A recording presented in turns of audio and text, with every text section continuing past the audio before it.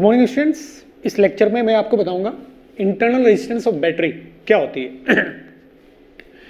The resistance experienced by the moving electron from one terminal to other terminal is called internal resistance of battery. Battery के एक terminal से दूसरे terminal के बीच में जो electrons का मोशन हो रहा है, उस मोशन को जो रेजिस्टेंस फील होता है उसी को हम बैटरी का इंटरनल रेजिस्टेंस कहते हैं। ये इंटरनल रेजिस्टेंस बैटरी के किन किन बातों पे डिपेंड करता है, अब इस पे थोड़ा बात करेंगे। Dependency of internal resistance of battery, किन किन बातों पे इंटरनल रेजिस्टेंस डिपेंड करता है। फर्स्ट, इंटरनल रेजिस्टेंस डिपेंड करता है इलेक्ट्रोड के एरिया पर जो कि इलेक्ट्रोलाइट के अंदर इमर्स्ड है। जितना बड़ा एरिया होगा उतना छोटा क्या होगा, इंटरनल रेजिस्टेंस होगा। समझे, इमर्स्ड एरिया जितना ज्यादा बड़ा होगा इंटरनल रेजिस्टेंस उतना ज्यादा कम होगा।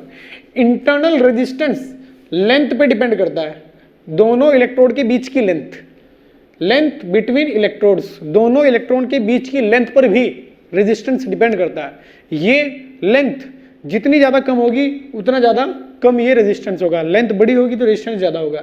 Internal resistance depends on the type of the electrolyte, जो इलेक्ट्रोलाइट आप यूज कर रहे हो वो किस टाइप का है, इस बात पर भी इंटरनल रेजिस्टेंस डिपेंड करता है। मतलब उसकी कंसेंट्रेशन कैसी है, वो किस टाइप का है। इलेक्ट्रोलाइट डिफरेंट टाइप के हो सकते हैं, समझे।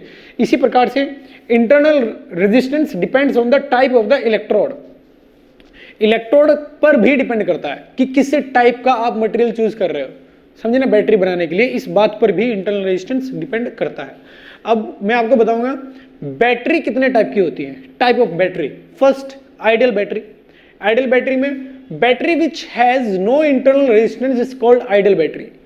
जिस बैटरी में कोई भी इंटरनल रेजिस्टेंस नहीं होता है उसको हम आइडियल बैटरी कहते हैं। और इस आइडियल बैटरी को किस प्रकार से लिखा जाता है, यहां मैंने गलती से रियल लिख दिया, इसको हटा देते हैं।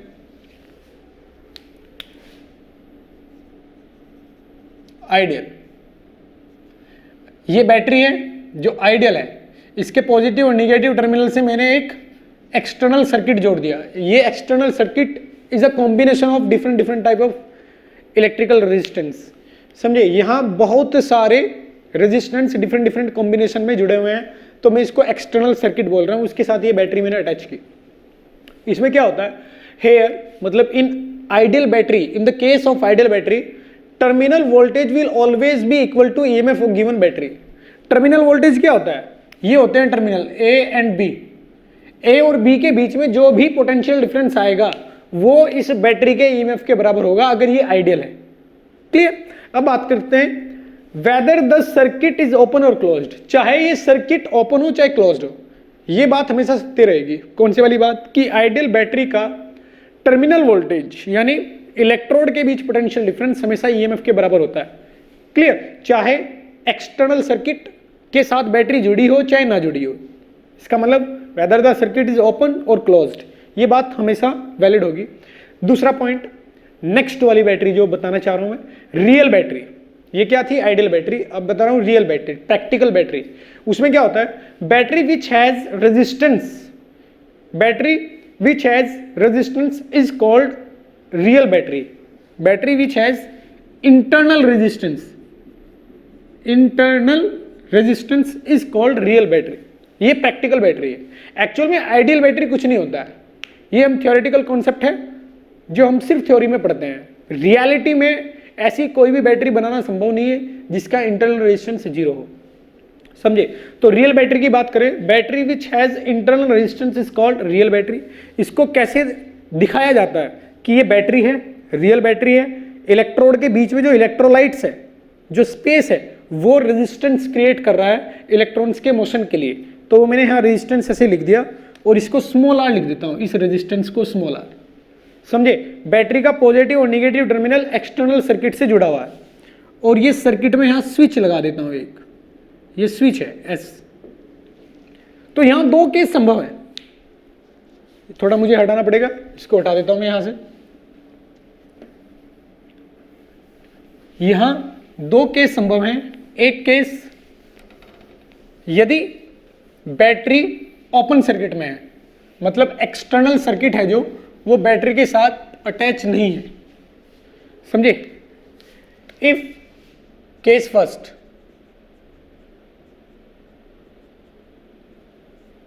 If battery is in open circuit, open circuit का मतलब switch is open,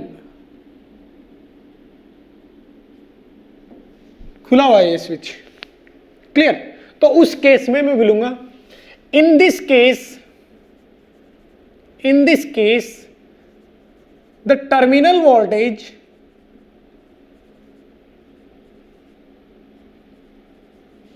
will be equal to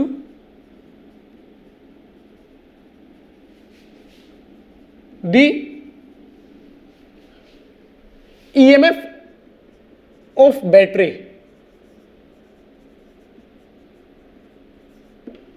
important चीज है, काफी बहुत ज्यादा यूज होती है, याद रखना क्वेश्चंस में। केस सेकंड, और इसको दर्शाया कैसे जाता है, इसको ऐसे दर्शाया जाता है कि ये बैटरी है, इसका इंटरनल रेजिस्टेंस ये ईएमएफ ई लिख देता हूं, और ये ऐसे एक्सटर्नल सर्किट के साथ जुड़ा हुआ है। यहां स्विच ओपन है, ये ओपन स्विच,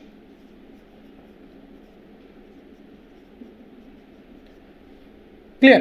तो जो टर्मिनल आएंगे इस बैटरी के, टर्मिनल क्या होंगे, बैटरी ये है, ये बैटरी है, टर्मिनल क्या होंगे, ये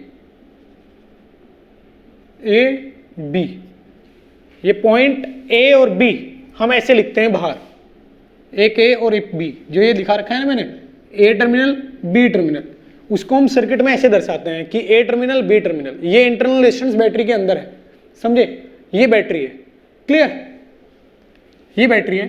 तो यहां हम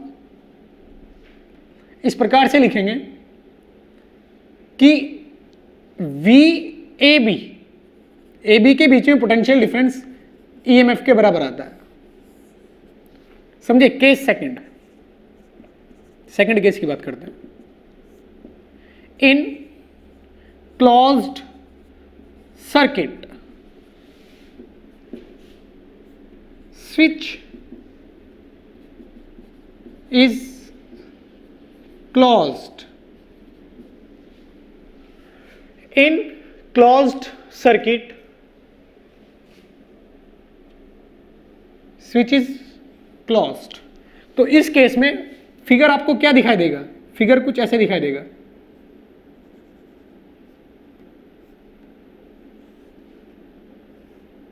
ये जो स्विच था ये क्लोज कर दिया आपने, ये क्लोज कर दिया, यहां मैं ये रखता हूं एक्सटर्नल सर्किट। एक्सटर्नल सर्किट बोले तो लोड रेजिस्टेंस, इसको आरएल लिख दिया जाता है, तो यहां एक्सटर्नल सर्किट को मैं लोड रेजिस्टेंस में लिख सकता हूं।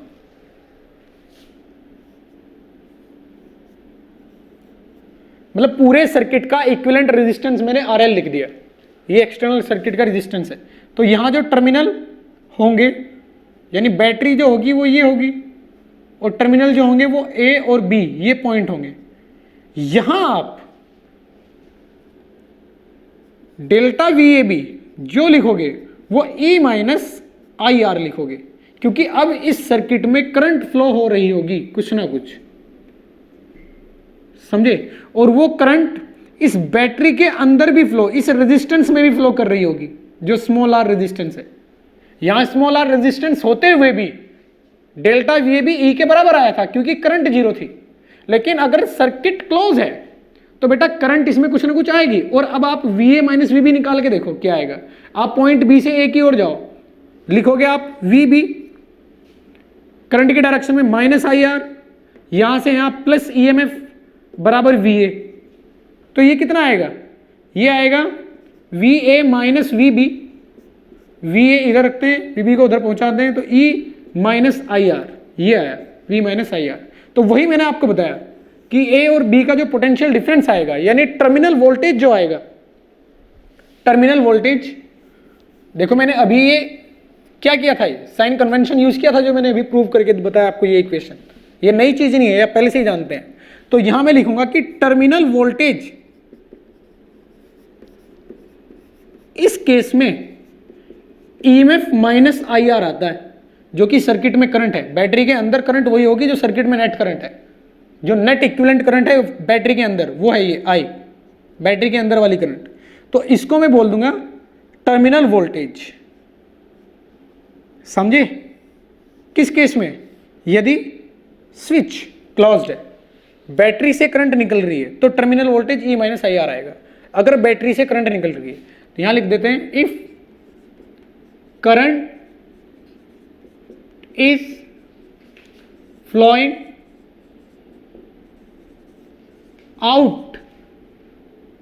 आउट फ्रॉम बैटरी, बैटरी से करंट बाहर जा रहा है, तो हम ये लिखेंगे E माइनस IR। समझे ना? मतलब इसको कहेंगे डिस्चार्जिंग, इसको डिस्चार्जिंग भी बोलोगे आप। ये डिस्चार्जिंग का भी केस है। डिस्चार्जिंग, बैटरी अगर डिस्चार्ज होती है तो उस केस में E minus IR terminal voltage आता है। समझे? और चार्जिंग के केस में, मतलब अगर करंट बैटरी में एंटर कर रही हो तो फिर टर्मिनल वोल्टेज और ईएमएफ में क्या रिलेशन होता है वो भी बता देता हूं आपको। देखो,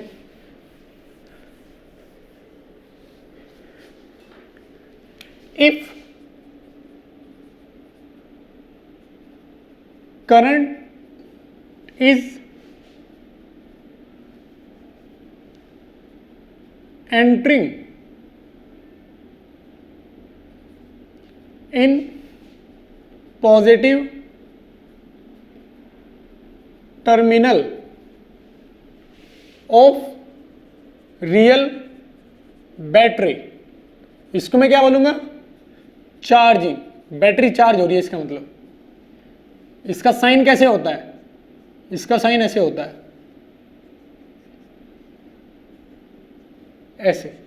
करंट इसमें एंटर कर रही है, तो यहां जो VAB आएगा इस केस में, डेल्टा VAB जो आएगा वो इस केस में E प्लस IR आएगा। और ये प्रूव कर सकते हो आप,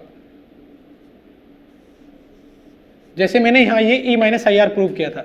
ये डिस्चार्जिंग था और ये चार्जिंग है। चार्जिंग को ऐसे दर्शाते हैं, डिस्चार्जिंग को ऐसे दर्शाते हैं, करंट बाहर निकलते हुए। ये पॉइंट A, ये पॉइंट B, लिखेंगे delta VAB E minus IR। Same case ये वाला यहां लिख दिया मैंने। समझिए, अगर बैटरी से करंट बाहर निकल रहा है तो VAB E माइनस IR आता है, इसको कहते हैं हम डिस्चार्जिंग। बैटरी से अगर करंट निकलती है तो ये दोनों बातें आप बड़े ध्यान से याद कर लें, इस पे बड़े अच्छे अच्छे क्वेश्चन फ्रेम किए जाते हैं। ओके, इस वीडियो में मैं आपको बताऊंगा कॉम्बिनेशन ऑफ बैटरीज। बैटरी का अगर कॉम्बिनेशन आपको दिया जाए तो उसको किस प्रकार से आप सॉल्व करोगे, उसको किस तरीके से आप सोचोगे। देखो, बैटरी दो टाइप की होती है, मैंने अभी आपको बताया, एक आइडियल और एक रियल। आइडियल में इंटरनल रेजिस्टेंस नहीं होता है, तो मैं बारी बारी से आपको कॉम्बिनेशन बताता हूँ। पहले आइडियल का बता देता हूँ क्योंकि ये आसान है। आइडियल का कॉम्बिनेशन बहुत आसान है, तो पहले आइडियल की बात कर लेते हैं। तो एग्जाम्पल से आपको समझाऊंगा मैं, क्लियर? तो पहले आइडियल की बात कर लेते हैं। Ideal battery combination. First, series combination. Battery का सीरीज कॉम्बिनेशन मान लेते हैं। देखो, एग्जांपल से समझाऊंगा। ये एक बैटरी, दूसरी बैटरी, तीसरी बैटरी, इस टाइप की आपके पास n बैटरी है। उसको आपने सीरीज में जोड़ दिया और एक लोड रेजिस्टेंस के साथ अप्लाई कर दिया RL, ऐसे। तो इसमें करंट कितनी आएगी?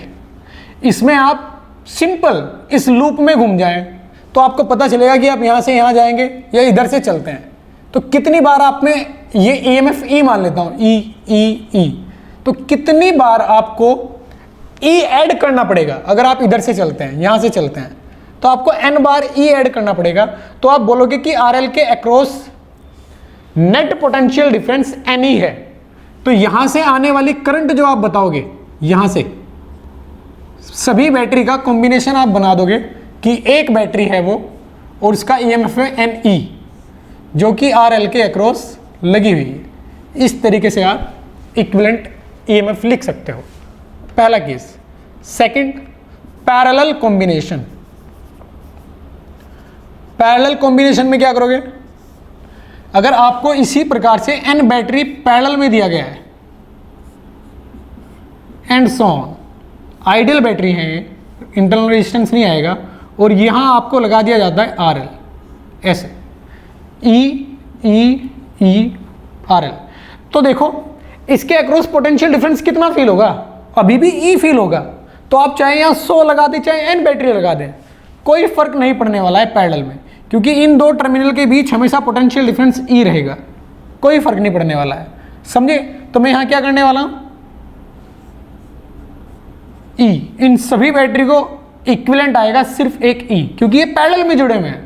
इन दो पॉइंट के बीच हमेशा ईएमएफ E ही बना रहेगा, चाहे एक जोड़ो चाहे इसमें 100 जोड़े आप, तो हम बोलेंगे कि इक्विवेलेंट सर्किट E आएगा, समझे। यहां करंट क्या बोलोगे आप, NE/RL, और यहां क्या बोलोगे आप, करंट E/RL। तो इस तरीके का कॉम्बिनेशन, आइडियल बैटरी का कॉम्बिनेशन आप इस तरीके से सॉल्व करोगे। और अब मैं लेता हूं रियल बैटरी का combination. Real battery,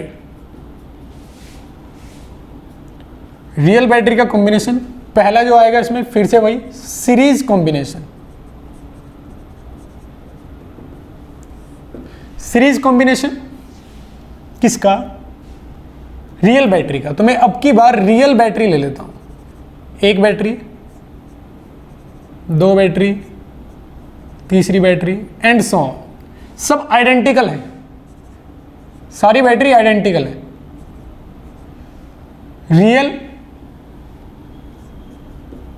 identical batteries,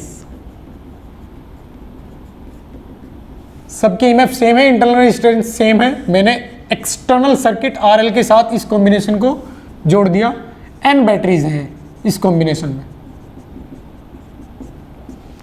तो अब आप फिर से अगर इसमें भी लूप लो लगाएंगे तो आप ये पाएंगे कि जैसे ही आप यहां चलोगे, इसमें एक करंट आएगी, एक ये RL कुछ भी होगा, इसमें एक करंट आएगी ऐसे। तो इधर से या इधर से, चलो इधर से चलते हैं, -IR माइनस माइनस में आएगा और फिर प्लस ई आएगा, आएगा नहीं आएगा। तो आप ये बोलोगे कि नेट ईएमएफ RL को जो फील हो रहा है, RL को जो नेट ईएमएफ फील होगा E नेट, वो होगा NE।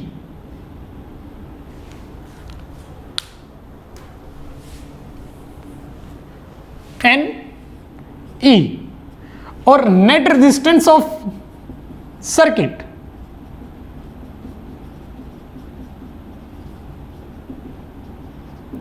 Net resistance of circuit जो आएगा वो आएगा R net N small r plus RL। ये रेजिस्टेंस सारे सीरीज में है इसके साथ, तो मैं लिखूंगा NR प्लस RL, जो उस करंट को फील होगा, जो करंट इसमें फ्लो करेगी उसको net resistance N small r plus capital R feel होगा। तो मैं ये बोल सकता हूं कि जो इसमें करंट आएगी I नेट, वो आएगी NE अपॉन नेट रेजिस्टेंस। तो आप इसके करस्पॉन्डिंग जो सर्किट ड्रॉ कर सकते हैं वो ऐसे ड्रॉ करोगे,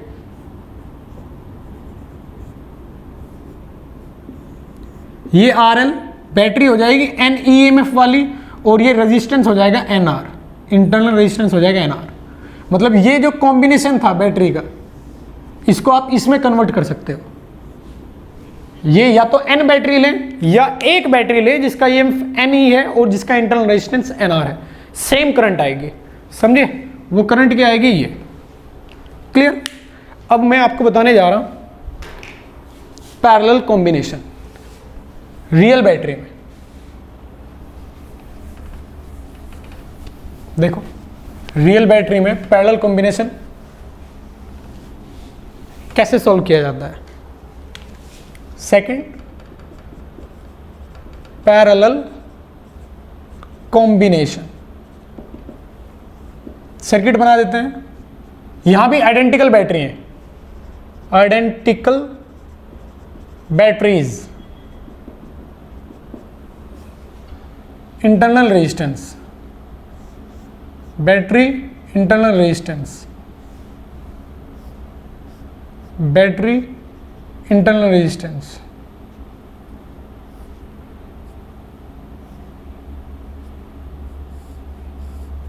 RL, EMF small r, EMF small r, EMF small r, RL। यहां आप ये बोलोगे कि अगर मैं इसमें करंट निकालूंगा यहां से नेट करंट, क्योंकि RL को जो नेट करंट फील होगी या RL को जो EMF फील होगा वो मुझे बताना है।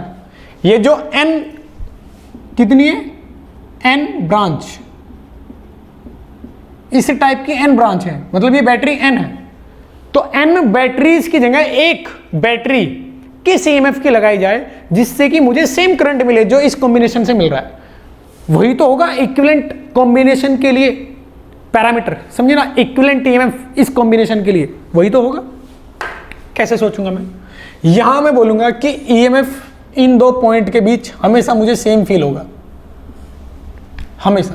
आप अलग अलग लूप लो लगाओगे हर एक सर्किट में तो आप ये पाएंगे कि यहां से यहां I1 जो आएगा सेम आएगा I, क्लियर, वो सभी का यहां ऐड हो जाएगा। आप यहां लगाओ लूप लो, इसमें लगाओ लूप लो, फिर इसमें लगाओ लूप लो, अलग अलग सर्किट में लूप लो लगाएंगे तो यहाँ I1 I2 I3 आएगा जो कि सब में सेम आएगा क्योंकि EMF सेम है, और वो फाइनली मैं ऐड कर दूंगा। तो कुल मिला के आपको जो यहाँ नेट करंट फील होगा वो बोलोगे कि EMF तो सेम है लेकिन रेजिस्टेंस यहाँ फील होगा R/N। इस R के पैरेलल में ये रेजिस्टेंस फील होंगे कितने N, तो R/N। अगर मैं R रेजिस्टेंस को N टाइम्स पैरेलल में जोड़ता हूं तो इक्विवेलेंट रेजिस्टेंस R/N आएगा। तो यहां इस कॉम्बिनेशन को नेट रेजिस्टेंस फील होगा R + R/N। Net resistance of combination वो आएगा R + R/N, और नेट EMF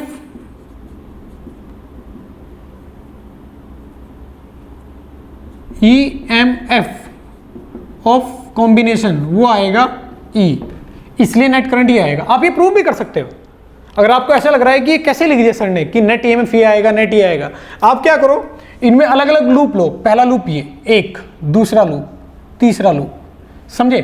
सभी लूप में आप अलग अलग करंट मानो, इसमें I1, इसमें I2, इसमें I3, इसमें सारी करंट आगे ऐड हो रही होंगी, क्लियर।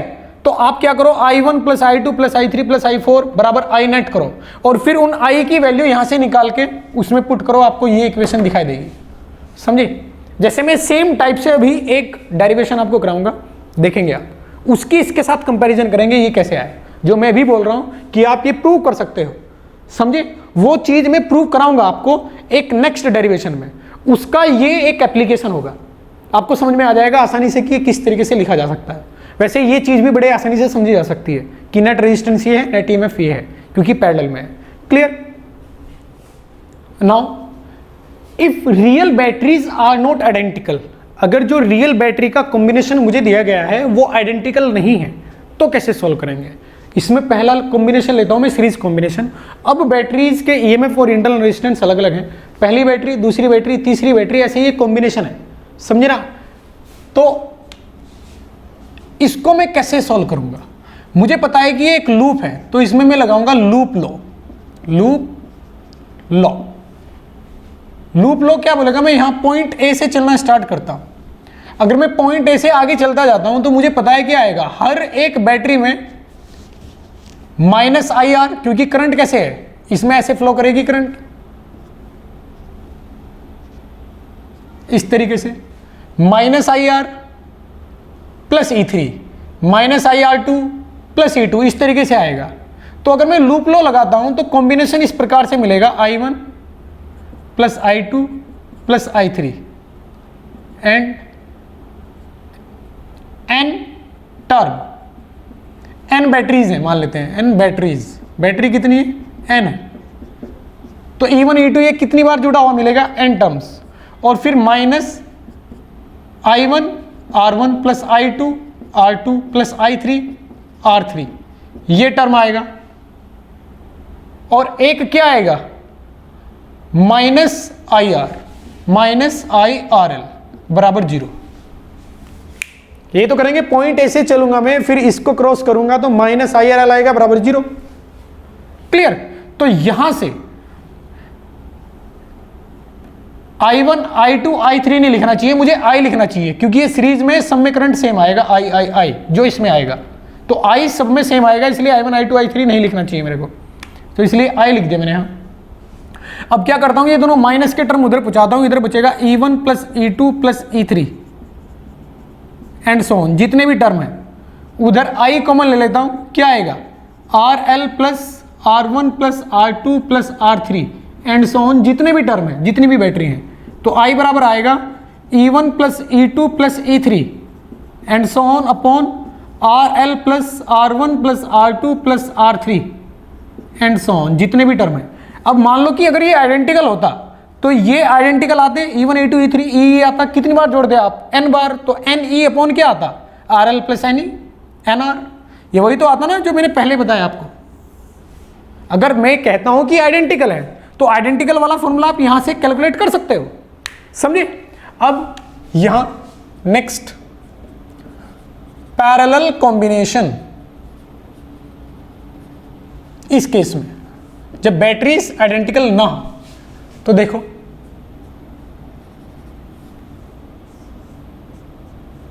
इस तरीके से मैं कहूंगा कि ऐसे मैंने बहुत सारी ब्रांच को इस तरीके से ऐड किया हुआ है, नीचे n ब्रांचेस हैं और फिर लोड रेजिस्टेंस को पैरेलल में लगाया हुआ है सर्किट को। ये E1 R1, E2 R2, E3 R3। इस केस में मुझे बताना है कि इसमें नेट करंट कितनी आएगी। अब ये वही केस है जो मैंने पहले पिछली वीडियो में आपको बताया था कि अगर आप प्रूफ करना चाहते हैं कि पैरेलल में I बराबर E upon RL plus R by N कैसे आएगा, वो यहाँ से प्रूफ किया जा सकता है। देखो कैसे, मैं इनमें अलग अलग करंट मान लेता हूँ, इसमें I1, इसमें I2, इसमें I3, वो सभी करंट ऐसे आते हुए ऐड होंगी और फाइनली इसमें क्या आएगा, I नेट आएगा, नहीं आएगा? और मैं I नेट बराबर क्या लिखूंगा, I नेट बराबर आएगा I1 plus I2 plus I3 and so on, जितनी भी ब्रांचेस हैं। क्लियर? इसको यहां से हटा देते हैं, ये हटा देते हैं यहां से। अब मैं लूप मान लेता हूं, इसको मान लेता हूं लूप फर्स्ट, फिर इसको मान लेता हूं लूप सेकंड, फिर इसको मान लेता हूं loop third, loop first, loop second, loop third. For loop first, loop first के लिए मतलब यहां से चलते हुए पहले वाले लूप में आऊंगा मैं, तो लिखूंगा मैं minus I1 R1 plus E1 minus RL बराबर 0 माइनस I नेट RL बराबर 0। इसी प्रकार से सेकेंड लूप की इक्वेशन आएगी, I1 आएगा पहले में, I2 आएगा सेकेंड लूप में, R2 plus E2 minus I net बराबर इंटू RL बराबर 0। ऐसे चल के यहां से जाके इससे ऐसे, ऐसे ही for loop 1, for loop 2, for loop third के लिए minus I3 R3 plus E3 minus I net RL बराबर 0, ये आएगा। क्लियर? क्योंकि इसमें तो I नेट करंट आएगी। अब ऐसे ही बहुत सारी इक्वेशन आप लिख पाओगे, जितनी भी ब्रांच है उतनी इक्वेशन लिख पाओगे आप। अब इन सभी को मैं जोड़ देता हूं, ये माइनस वाले टर्म इधर ले जाके जोड़े जा सकते हैं, तो RL कॉमन ले लेता हूं इधर से, इधर क्या बचेगा I नेट, इधर I1 I2 I3, इनको सभी को एक साथ लिख देता हूं I1 I2 I3 and so on. ये माइनस बाहर, अंदर आएगा I1 R1 I2 R2, थोड़ा सा दूर करके लिखते हैं, प्लस I3 R3। एक मिनट मुझे सोचने दो, और कैसे लिखा जा सकता है? बिल्कुल थोड़ा सा चेंज करना चाहता हूं, थोड़ा सा। वो चेंज क्या है? देखो, इन सभी की जो फॉर्म है, इस फॉर्म को थोड़ा सा चेंज करना चाहता हूं मैं। जैसे पहली इक्वेशन, फर्स्ट, सेकंड, इनको नाम दे देता हूं। फर्स्ट इक्वेशन में R1 से अगर डिवाइड कर दूं मैं, R1 से फर्स्ट इक्वेशन में, तो क्या आएगा? -I1 plus E1 by R1 बराबर I net RL bye R1, ये आएगा। ऐसे ही दूसरी इक्वेशन को R2 से डिवाइड करने पर ये आएगा।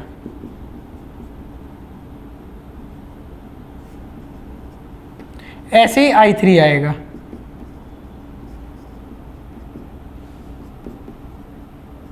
ऐसा मैंने क्यों किया मैं बताऊंगा आपको। और ऐसे ही आगे वाले इक्वेशंस भी आएंगे। अब मैं इनको जोड़ूंगा, इस फॉर्मेट में मैं जोड़ूंगा, तो यहां आएगा I1 plus I2 plus I3, जितनी भी ब्रांचेस हैं, और यहां आएगा E1 by R1, E2 by R2, जितनी भी ब्रांचेस हैं, और यहां आएगा I net RL 1 by R1 plus 1 by R2 plus 1 by जितनी भी ब्रांचेस हैं, ये आएगा। अब इसको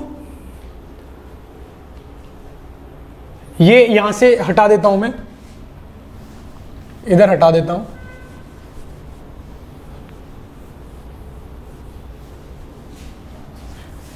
यहां से ऊपर सॉल्व करता हूं इसी इक्वेशन को, सेम इक्वेशन को। अब जो I1 plus I2 plus I3 है, इसको I नेट लिखा जा सकता है। यहां क्या बचेगा? सिग्मा E बाई R, ऐसे लिख सकता हूं मैं। यहां I लिख देता हूं, यहां I लिख देता हूं, I बराबर 1 से लेके n, जितनी भी ब्रांच है। यहां आएगा I नेट इंटू RL, और इधर लिख देता हूं मैं सिग्मा 1 बाई R। I कहां से लेके? 1 से लेके। ये एडिशन को लिखने का तरीका होता है सिग्मा, ये जानते होंगे आप। बहुत सारा, ये एक बड़ा टर्म ना लिख के मैं सिग्मा में लिख सकता हूं। ऐसे इधर भी कर सकता हूं, इसको भी लिख सकता हूं। I सिग्मा E, I कहां से लेके? 1 से लेके n, जितनी भी बैटरी है RL प्लस सिग्मा होता है एडिशन, I बराबर 1 से लेके n, ऐसे भी लिख सकते हो आप। याद रखना, अगर इसमें पोलैरिटी किसी एक की अपोजिट हो जाती है तो उसको घटाओगे आप, ध्यान रखना बच्चों। आपने पता है कि मैं इधर से चल रहा हूं तो इसलिए प्लस प्लस प्लस आता जा रहा है, लेकिन अगर इनमें से किसी भी एक की पोलैरिटी अपोजिट है तो वो माइनस हो जाएगा। समझे? ये गलती करते हैं बच्चों, इस पॉइंट पे क्वेश्चन फ्रेम किए जाते हैं, बता रहा हूं मैं आपको। क्लियर? कि अगर किसी की पोलैरिटी अपोजिट है तो माइनस लिखोगे आप। क्लियर? तो अभी तो मैं आइडेंटिकल करते जा रहा हूं, यहां से चलते हैं। इसके बाद क्या लिखेंगे? यहां आई नेट आ जाएगा। आई नेट इसको इसके पास लेके जाता हूं, या इसको इधर लेके जाते हैं, इस आई नेट को इधर लेके जाते हैं, इधर लिख देते हैं सिग्मा आई बराबर 1 से लेके n E by R I net, इधर लेके जाएंगे, उसको कॉमन ले लेंगे, आएगा RL sigma 1 by R -1। I net मेरे सामने जो आएगा, जो मेरे पास आई नेट आया, वो क्या आया? सिग्मा E बाई R, वो आई हटा देता हूँ, डायरेक्ट ऐसे लिख देता हूँ अभी, और नीचे आएगा RL सिग्मा 1 बाई R -1, ये आया। अब इसको और अच्छे से लिख सकता हूँ, आई नेट, इसको सिग्मा 1 बाई R से डिवाइड कर देता हूँ ऊपर नीचे, sigma E by R upon sigma 1 by R by, यहाँ आएगा RL माइनस, एक मिनट चेक करते हैं, ये माइनस है प्लस है, ये माइनस माइनस माइनस है ना, तो यहाँ माइनस आएगा, तो यहाँ भी माइनस आएगा, जिसकी वजह से ये प्लस हो जाएगा, ये प्लस, तो RL plus 1 upon sigma 1 by R, तो ये फाइनल एक्सप्रेशन आया। अब इसका कंपैरिजन करके देखता हूं मैं एक्चुअल अरेंजमेंट के साथ, कि एक्चुअल अरेंजमेंट था क्या। देखो, मेरे पास जो पैरेलल कॉम्बिनेशन था जिसके लिए रिजल्ट आया है, वो ये था।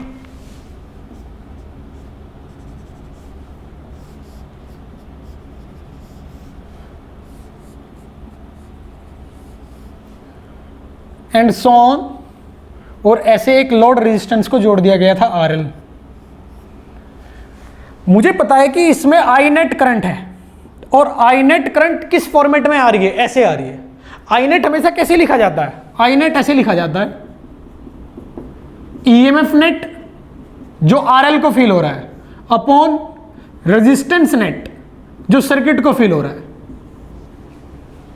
सर्किट का नेट रेजिस्टेंस, सॉरी सर्किट का नेट EMF अपॉन सर्किट का नेट रेजिस्टेंस, ऐसे ही तो लिखते हैं हम, नेट करंट, सर्किट का नेट EMF अपॉन सर्किट का नेट रेजिस्टेंस। तो मैं ये कह सकता हूं कि यदि आपको ऐसा कॉम्बिनेशन दिया जाए E1 R1, E2 R2, E3 R3, ऐसा कॉम्बिनेशन दिया जाता है, तो आप ये बोल सकते हो कि ये जो ब्रांचेस हैं ऊपर वाला, इनको हम कन्वर्ट करके एक बैटरी लगा सकता हूं मैं, एक बैटरी जिसका EMF कितना होगा, जिसका EMF होगा E नेट, जिसका होगा कितना, sigma E by I R, sigma 1 by R. समझे, क्लियर। और यहां रेजिस्टेंस क्या आएगा, यहां कौन है, RL, ये R कितना आएगा, R नेट, इंटरनल रेजिस्टेंस जो आएगा वो R नेट फील होगा 1 अपॉन सिग्मा 1 बाई आर। ये बिल्कुल वही चीज है जो मैंने आपको आइडेंटिकल वाले केस में बताई थी।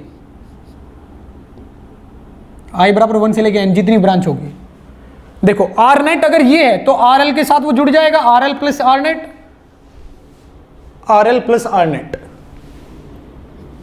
तो आप इस एक कॉम्प्लेक्स सर्किट को ऐसे सिंपल सर्किट बना सकते हो जिसका EMF क्या आएगा ये, और R नेट क्या आएगा ये। अब जरा सोचो अगर ये आइडेंटिकल होता तो ये जो मैं बता रहा हूं ये I नेट, अगर ये आइडेंटिकल होता तो ये कन्वर्ट हो जाता E upon R plus R by N में। समझे, करके देखना, आप अलग अलग मत मानना, वैल्यू सेम रखना और फिर सोल्व करके देखना, ये E upon R plus N, R by N आएगा।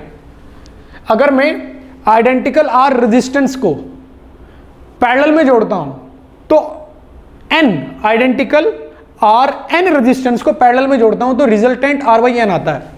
यानी ये वैल्यू जो आएगी ना, ये जो वैल्यू आएगी ये R बाई एन आएगी, चाहे आप सोल्व करके देख लें। इसलिए यहाँ R बाई एन आएगा जुड़ा हुआ, इसलिए ये आता है अगर आइडेंटिकल होता है, जो मैंने बोला था कि प्रूव कर सकता हूं मैं। समझे, तो अगर आइडेंटिकल नहीं है तो इस तरीके से सोल्व करते हैं। ये बहुत ही ज़्यादा यूज होने वाला कॉन्सेप्ट है, तो आप इसको बार बार देखें मैंने किस तरीके से ये डेरिवेशन किया है। फाइनली आपको ये पता चलना चाहिए कि ये जो कॉम्बिनेशन है बैटरी का, पैरेलल कॉम्बिनेशन, उस कॉम्बिनेशन को हटा के एक बैटरी एक रेजिस्टेंस, ये रेजिस्टेंस क्या आएगा, ये इंटरनल रेजिस्टेंस, और बैटरी का EMF नेट क्या आएगा, ये ऐसे यूज किया जा सकता है। समझे, इस तरीके से पैरेलल कॉम्बिनेशन को हम सोल्व करते हैं बैटरी के। ओके।